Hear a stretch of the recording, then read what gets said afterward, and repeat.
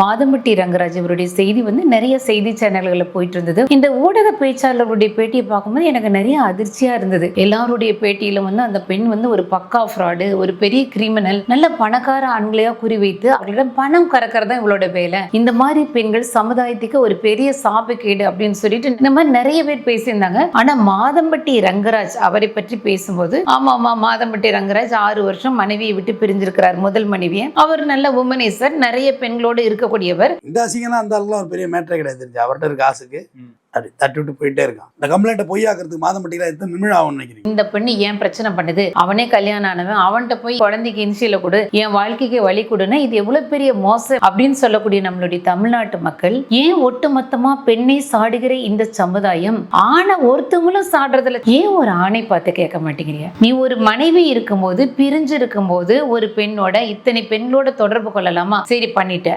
என்னத்துக்காக மாதம்பட்டி ரங்கராஜ் இந்த பெண்ணை கோவிலில் அழைத்து போய் நீதான் என் மனைவின் தாலி கட்டினார். தாலி கட்டி மாலை மாற்றி அவருடைய தாலிக்கு வந்து குங்குமம் வைத்து ரகரகமா போட்டோஸ் வந்திருக்கு. சட்டப்படி நீங்க 2 பேரும் வந்து டிவோர்ஸ் ஆகாம கல்யாணம் பண்ணிக்க முடியாதுங்கும் போது எதற்கு ஏமாற்றி ஒரு பெண்ணை கோவிலில் வைத்து மாலை மாற்றி இருக்கிறாய் இப்படின்னு ஒரு நியாயமான கேள்வி கேட்கறதுக்கு ஏன் இந்த சமுதாயத்துக்கு தெரியல? எத்தனை வருஷம் தான் பெண்ணை மட்டுமே சாடுவீங்க?